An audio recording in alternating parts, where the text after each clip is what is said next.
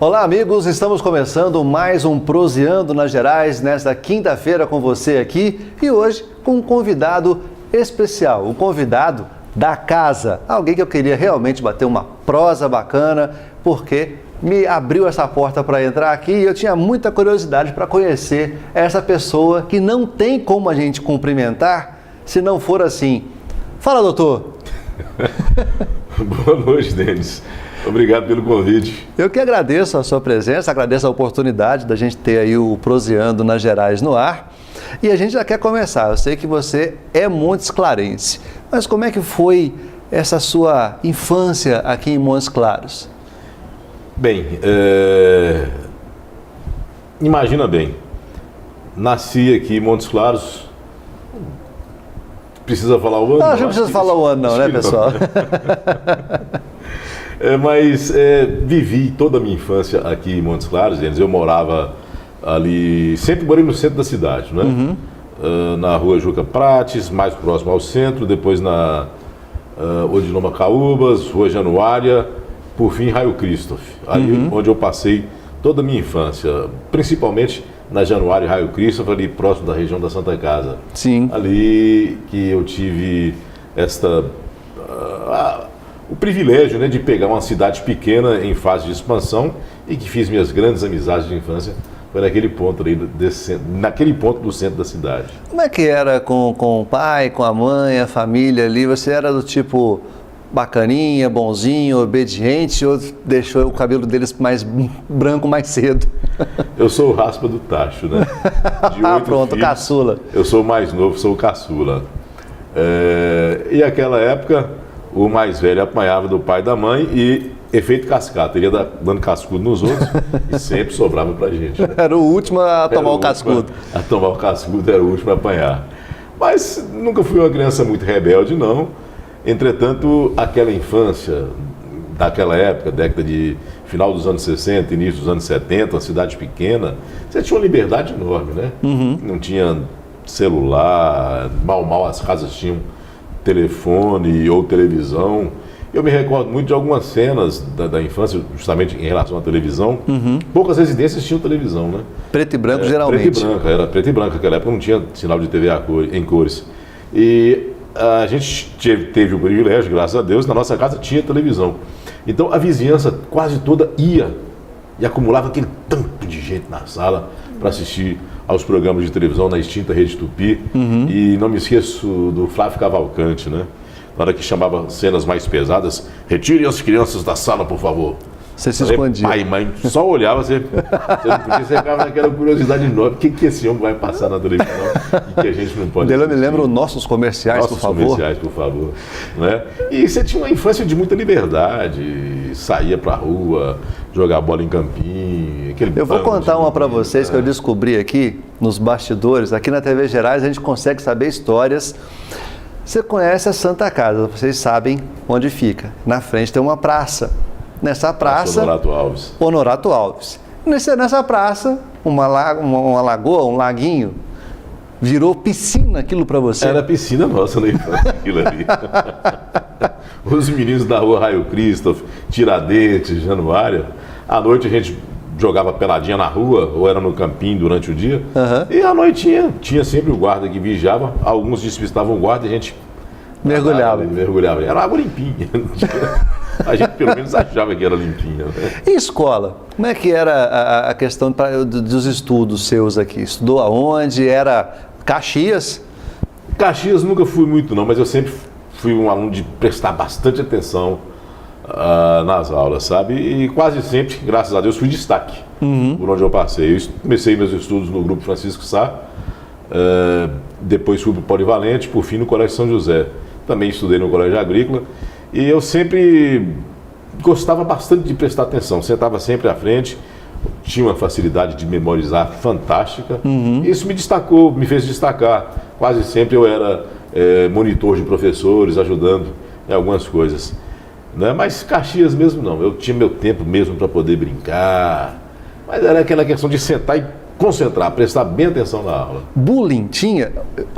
Questão de apelido não é para pegar depois de adulto, não. Passou criança, acabou, hein?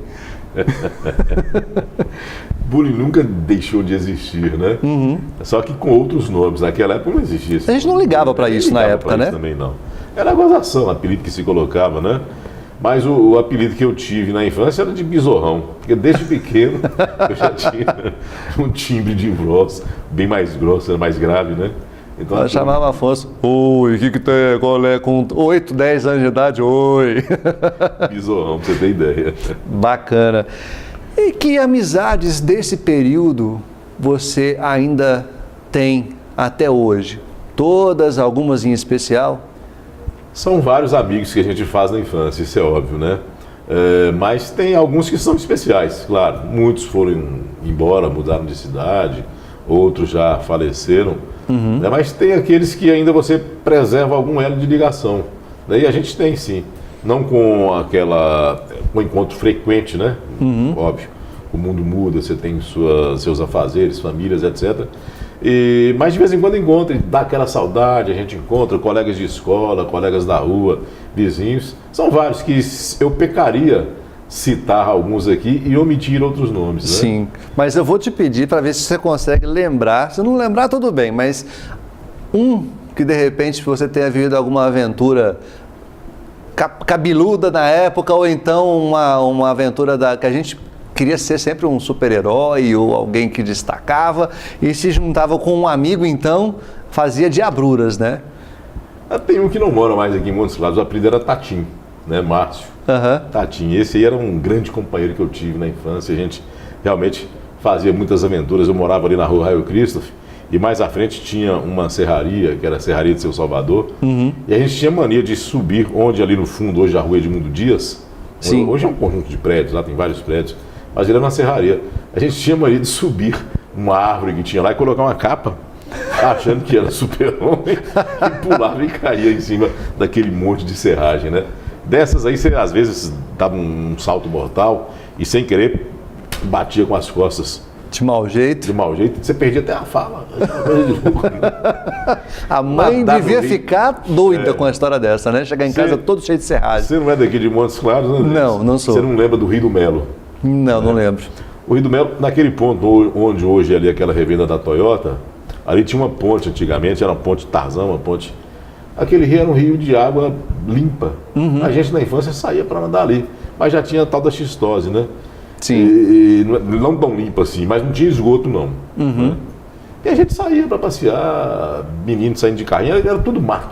Pra você ter ideia, hoje é um esgoto. Né? A céu aberto, praticamente. A céu aberto, praticamente. Então, foi uma infância bem diferente dessa infância de hoje. Hoje a infância ela acaba sendo produtiva do ponto de vista de educação, de várias maneiras de você aprender, mas brincar hoje não é o brincar que a gente tinha antes. Totalmente diferente. A gente tinha liberdade, era camping, brincadeiras de roda, o cabaspará ou caspará, dependendo da região que se fala, porta-bandeira, bandido ladrão, gueral, enfim, as brincadeiras bem típicas bem da boas. Infância, finca, bola de gude, né? Coisas que você não vê mais hoje. Eu fico falando essas coisas, eu lembro da minha, vai dar vontade de voltar para brincar com tudo isso de novo. Como é que foi a sua transição para a adolescência? Geralmente na época também os adolescentes, como hoje, sempre tinham alguma bandeira de rebeldia para poder se destacar, para poder entrar num grupo. Você tinha esse estilo? A fase a transição da infância para a adolescência que eu senti muito foi aos 13 anos de idade. Que você não é mais criança para poder ficar brincando. Não me sentia mais criança para brincar de carrinho, e não era adulto para poder ir às festas. Sim, né? Ficava no meio termo. Ficava naquele meio termo. Ora você brincava, aí viu o bullying, né?